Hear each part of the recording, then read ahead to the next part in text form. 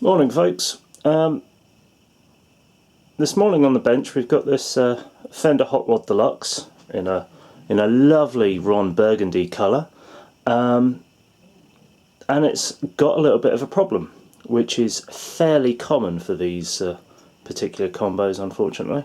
I have tried to regenerate the problem for the video, but as is typical, it wouldn't do it again. But it doesn't matter, because I've heard the problem and I think I know what's wrong. So let me whip the back off and I'll show you what I mean. So that's the back off. We have unplugged it so we don't have any problems. We're not going to really dive into it because obviously the filter capacitors haven't been drained, so I'm not sticking my paws in there. But right there is the problem. That's a lot of burning on the circuit board, which is not good. Generally that is caused by these two ceramic resistors. These. Shall I get something to point at this with? That'll be a good idea. Where's my pointy stick? Haha, right, I found my pointy stick. Right, these guys here. They probably still work, but the problem is that they generate an awful lot of heat because they've got quite a lot of load through them. And for some reason, when you get really in there, you can see they are tight up onto the circuit board. So that heat has to go somewhere, and unfortunately what it does is it goes through the circuit board and causes that, which is kind of ugly. Now hopefully, which we'll have to find out later, these diodes also are showing some signs of burn. We'll test those later and see what happens. But the other thing that's a little bit naughty is this filter capacitor here is, if I can get down underneath it, is starting to leak, which is not good. So these are effectively the two problems that you see with this amp. So what we're going to do is we're going to swap both of these, and we're going to swap that one, and that one, and that one, and that little fella over there as well. So should be interesting, but we'll see what happens. One other thing that you get with this is this ribbon cable, and that one, and that one, and that little fella there. These joints aren't fantastic, and what can happen, because obviously if I back up here, I have to take all of these off to get the board out so I can do the work. Can tend to stress these joints here because they're only solder joints. So we'll be double checking all of these as well while the board's out and seeing what happens.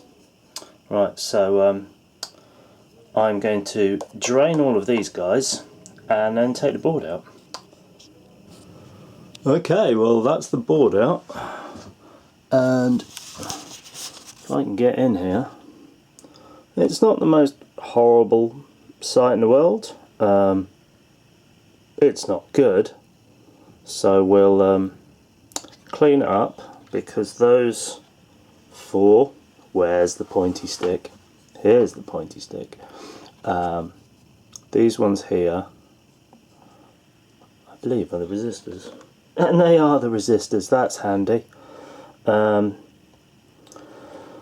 It does look that this diode here has taken a lot of heat. I don't know how zoomy this thing will do, but the solder doesn't look good. In fact, it almost looks like it's been remelted, so have a bit of a check and see what we've got. You see that? You see that little bugger? Look, I'll move him. Oh look! I'm a knackered solder joint. And what's that attached to? The ribbon cable. Little bugger. Finally! It's all done. It wasn't the prettiest job in the world, but we have new filter capacitors, and that one over there. We have new load resistors there, and the heat had done about as much damage as it could have done. The track on the other side of that was pretty much all popped off the circuit board. It was still connected, continuity was fine, and it was all checked out, and all the voltages at the important places were doing what they were supposed to, so that was good. This little ribbon cable caused me all kinds of problems. Basically what I had, you've got your output tubes down here, and they're currently connected to my my bias meter over here, my bias tester. There was absolutely no plate current, which didn't make sense. The amp was making some horrible noises, and you couldn't get a reading. The bias point, by the way, where's the good old pointy stick? The bias point is there, and that was reading absolutely nothing. So I had to go through and trace where all of the connections were and where all the power was.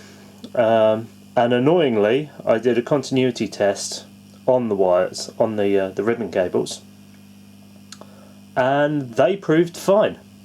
Of course, being an idiot, I hadn't checked the joints. So now, if I hit this over on the wall,